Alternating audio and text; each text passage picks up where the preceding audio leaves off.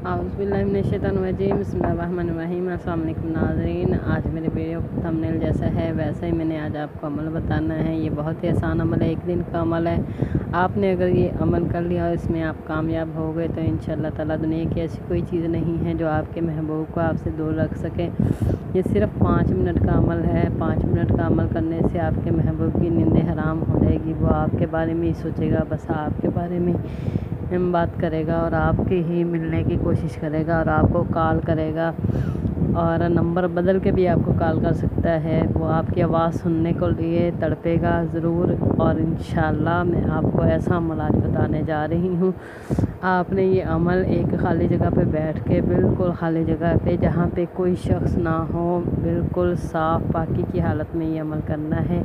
बिल्कुल पाक साफ़ नहा धोकर खुशबू लगाकर आपने रात के टाइम इशा के बाद या तहज्जुद के टाइम आपने, वो बेस्ट टाइम है, आपने बैठ जाना है जाए नमाज के ऊपर और 4 रकात नफल पढ़ने हैं। और अव्वल आपने 11 बार दुरूद इब्राहिमी पढ़ना है।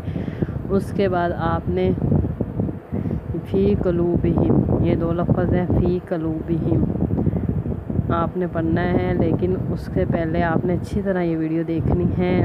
अगर आपके पास अपने महबूब की तस्वीर है, मोबाइल में है या वैसे तस्वीर है उसकी आपके पास, आपने उसे निकाल के सामने रख लेना है।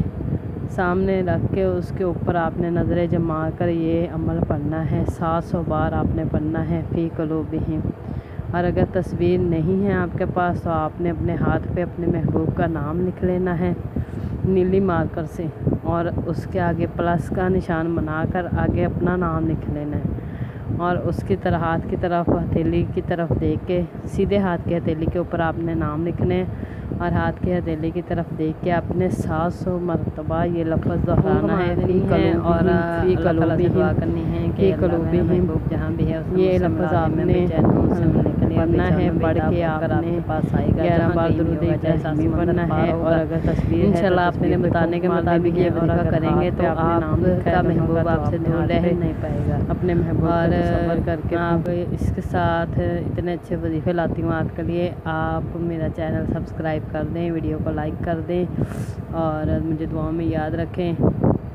और इसके साथ मुझे दीजिए इजाज़त। अल्लाह हाफ़िज़।